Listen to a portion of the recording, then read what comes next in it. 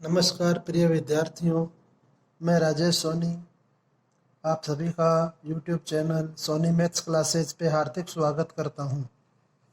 Last class में और last lecture में अपन ने नंबर सिस्टम के बारे में डिस्कस किया था और आज अपन इस लेक्चर में एक्सरसाइज 1 में यूज़ में आने वाली जो कक्षा 11 की महत्वपूर्ण चीज़ें हैं वे डिस्कस करेंगे।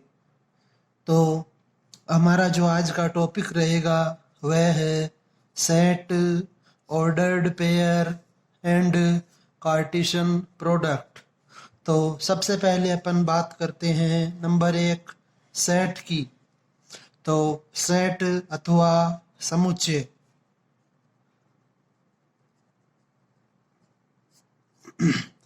तो समुच्चय की परिभाषा वह कुछ इस प्रकार से दी जाती है कि वस्तुओं के सुपरिभाषित वस्तुओं के सुपरिभाषित समूह या संग्रह को समुच्चय कहते हैं। यहाँ पर सुपरिभाषित से तात्पर्य यह है कि समुच्चय में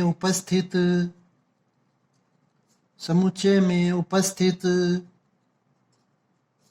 सभी वस्तुओं का गुणधर्म समान होना चाहिए। और यहाँ पर अपन ने बात की कि वस्तुओं का जो गुणधर्म है वह समान होना चाहिए। तो गुणधर्म से तात्पर्य यह है कि जो वस्तुएं हैं वे एक ही समूह को व्यक्त करनी चाहिए। अर्थात अगर अपन एग्जाम्पल लें, जैसे आपने लिखा AEIOU,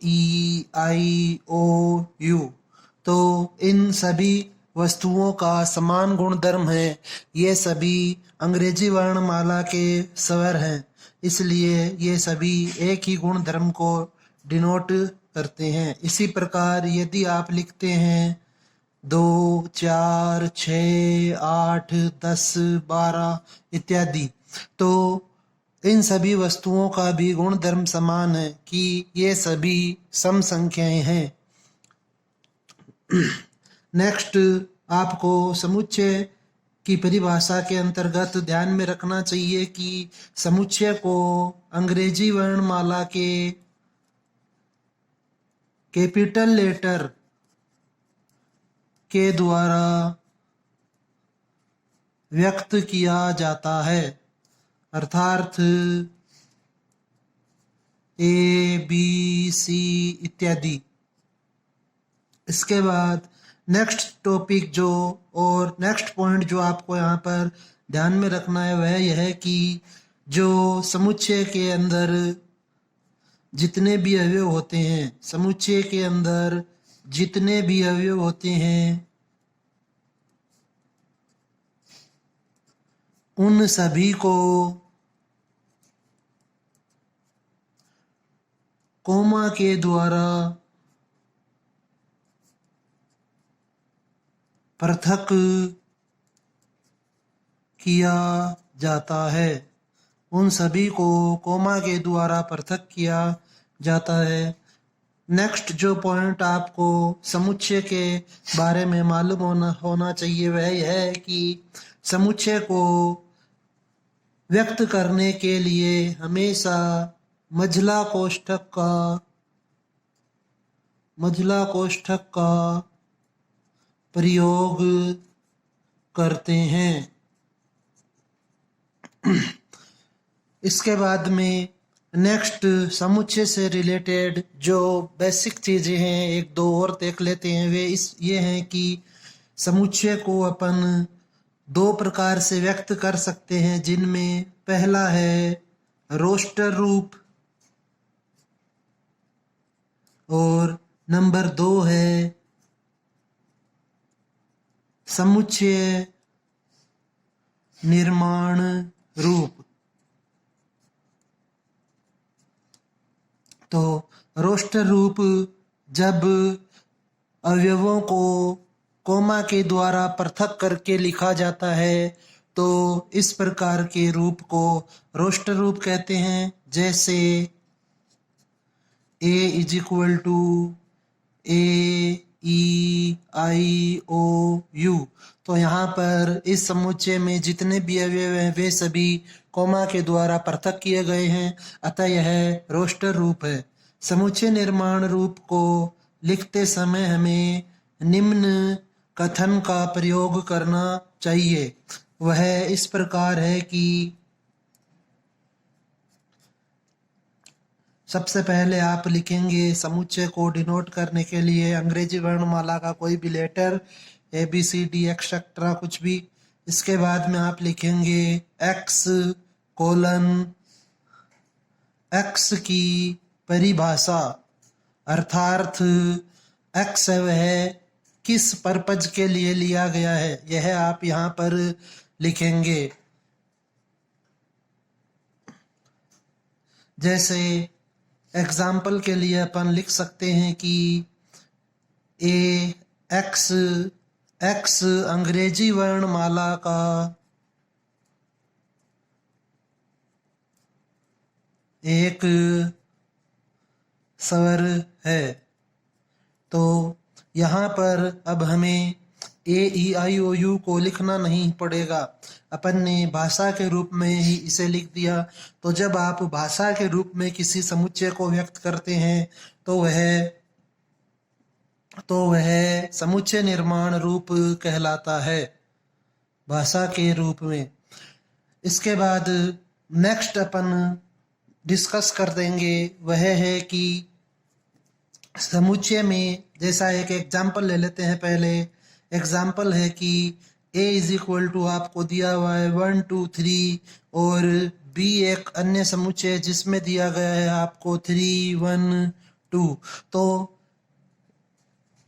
जैसा कि A और B दो समुच्चय हैं, समुच्चय A के जो अवयव हैं वे हैं 1 2 3 और समुच्चय B के जो अवयव हैं 3 1 एंड 2। तो जो अवयव हैं वे समान हैं, अतः आप यहाँ लिख सकते हैं A बराबर B। तो A और B हैं वे समान समुच्चय कहलाएंगे। यहाँ पर क्रम का कोई महत्व नहीं होता है, समुच्चय में क्रम का कोई महत्व नहीं होता है। इसके बाद सेकंड नंबर अपन डिस्कस करेंगे वह है क्रमित युग्म। क्रमित युग्म या जिसे अपन कहते हैं ऑर्डर्ड पेयर।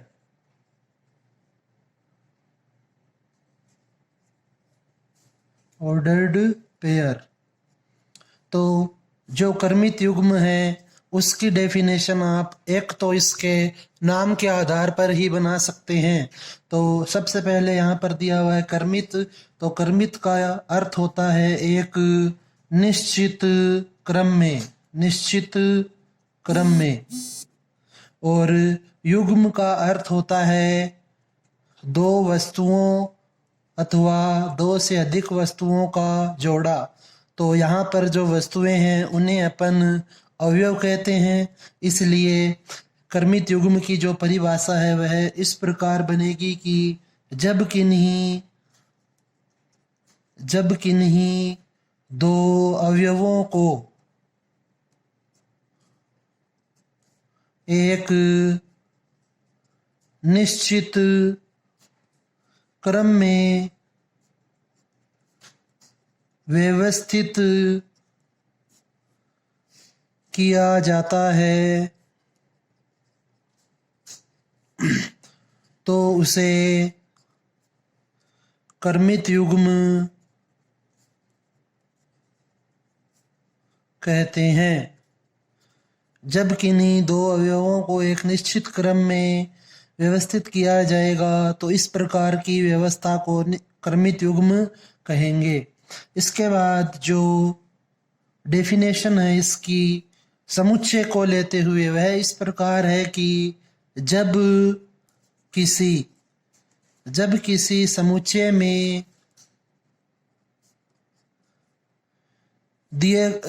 समुच्चय में अवयवों के क्रम का भी महत्व हो, जब किसी समुच्चय में अवयवों के क्रम का भी महत्व हो तो उसे समुच्चय न कहकर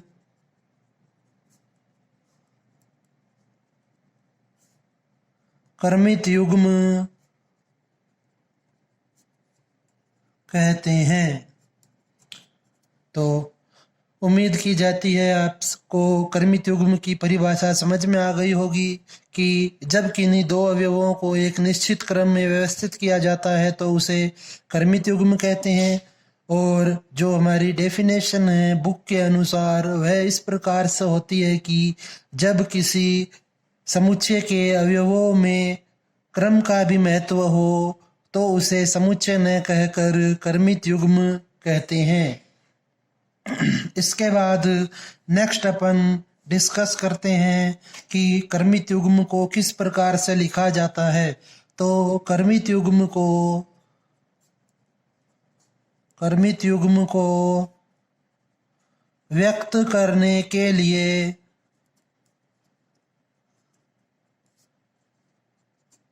छोटे कोष्ठक का प्रयोग किया जाता है।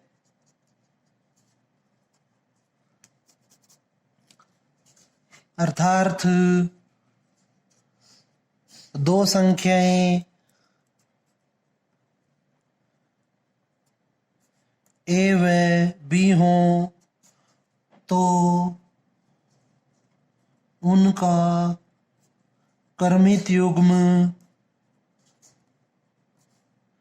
ए कोमा बी अथवा बी कोमा ए होगा। अब आप यहाँ पर कर्मित युग्म की परिभाषा के अनुसार यह भी देखें कि ए कोमा बी और बी कोमा ए वे कभी भी बराबर नहीं होंगे, क्योंकि कर्मित युग्म की परिभाषा के अनुसार कर्मित युग्म में अवयवों के क्रम का विशेष महत्व होता है। तो यहाँ पर जो पहला कर्मित युग्म उसका पहला अवयव है वह ए है और जो दूसरा अवयव है वह बी है।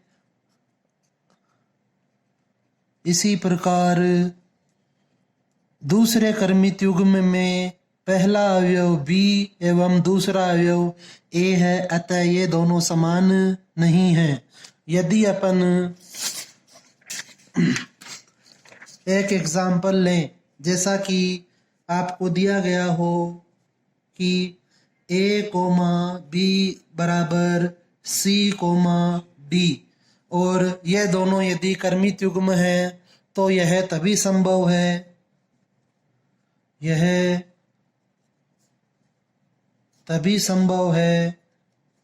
जब इनके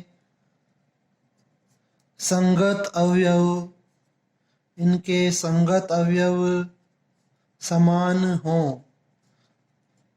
अर्थात ए बराबर सी होगा एवं बी बराबर डी होगा, तभी ये दोनों कर्मित युग्म बराबर हो सकते हैं। इस पे आधारित एक एग्जाम्पल ले सकते हैं अपन कि इसको और भी क्लियर करने के लिए। माना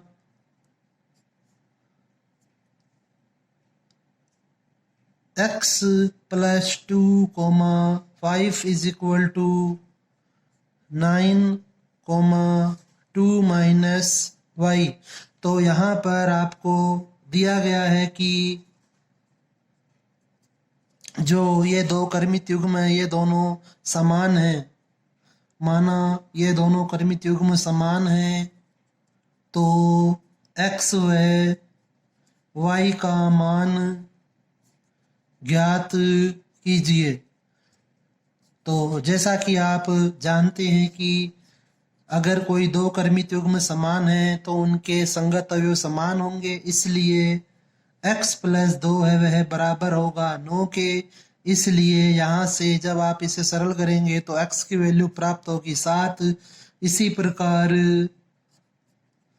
इसी प्रकार जब आप सरल करेंगे दूसरे अवयव के लिए तो 5 बराबर होगा 2 माइनस वाई, और इसे जब आप सरल करेंगे तो यह बन जाएगा y is equal to 2 minus 5, अर्थात y की वैल्यू प्राप्त होगी -3। तो इस प्रकार से अपन x व y की वैल्यू ज्ञात करेंगे। क्रमित युग्म में कोई दो क्रमित युग्म समान है अथवा नहीं, इसे आप इस प्रकार भी समझ सकते हैं। माना 2,4 व 4,2 कोई दो क्रमित युग्म है, तो क्या ये बराबर है? यदि आपसे पूछा जाए क्या ये दोनों बराबर है अथवा एक ही बिंदु को व्यक्त करते हैं, तो अपन इसको ग्राफ पर व्यक्त करके देखते हैं। तो इसका एक अपन ग्राफ प्लॉट करते हैं। यहाँ पर ये अपन ने लिया 1 2 3 4 एक्स अक्ष पर, और वाई अक्ष पर भी 1 2 3 4। तो पहला जो बिंदु है वह है 2,4 अर्थात यहाँ पर स्थित होगा, जबकि जो नेक्स्ट बिंदु है वह है 4,2। तो देखिए ये हमारा बिंदु ए है और ये बिंदु बी है, जो ग्राफ में अलग अलग स्थान पर स्थित है, इसलिए 2,4 और 4,2 है वे कभी भी बराबर नहीं हो सकते। ओके, समझ में आ गया होगा आपके क्रमित युग्म का क्या कंसेप्ट होता है। इसके बाद में अपन नेक्स्ट डिस्कस करते हैं कार्तीय गुणनफल नंबर 3। कार्तीय गुणनफल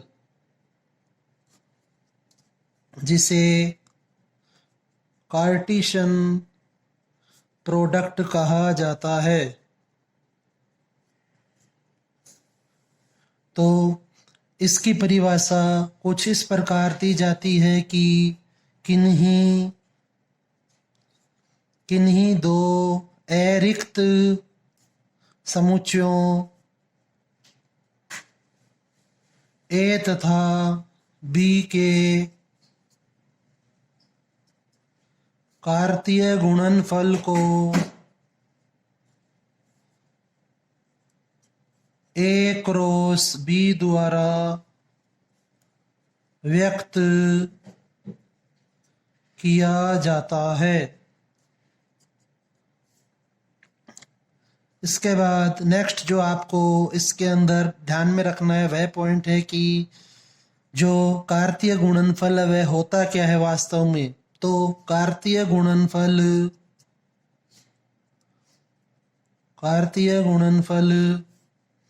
क्रमित युग्मों का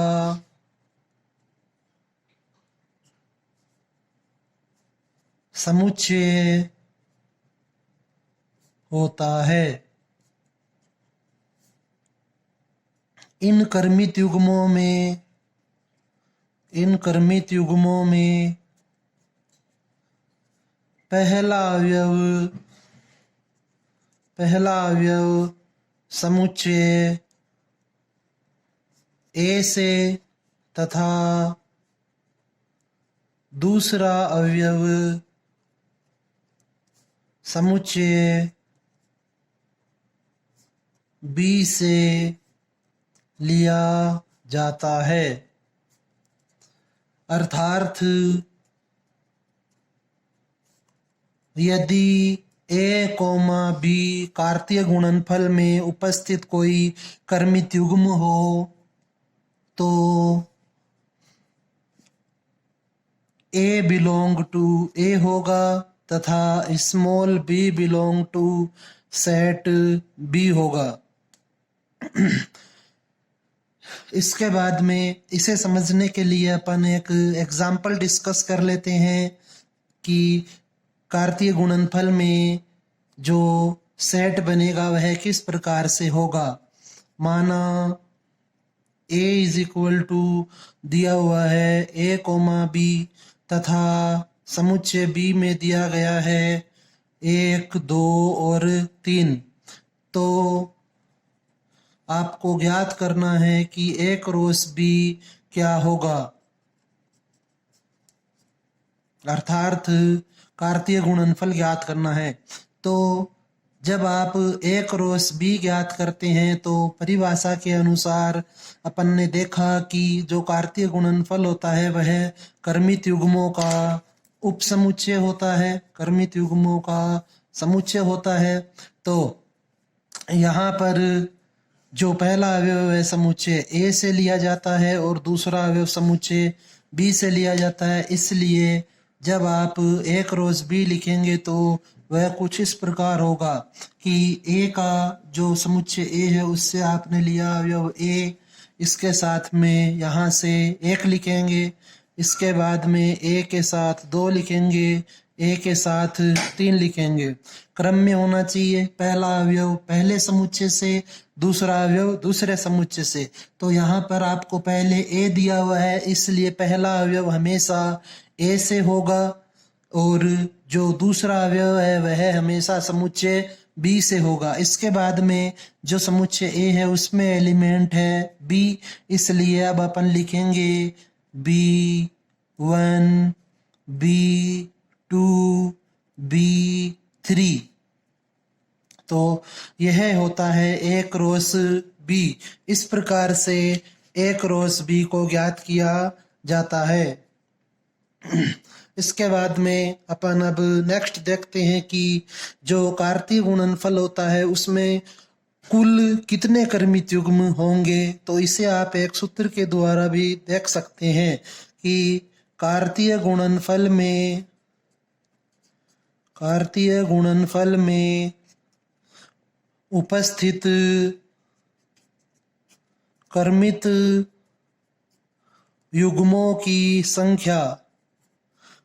युग्मों की संख्या बराबर m गुणा n, जहाँ m है वह समुच्चय a में उपस्थित अवयवों की संख्या को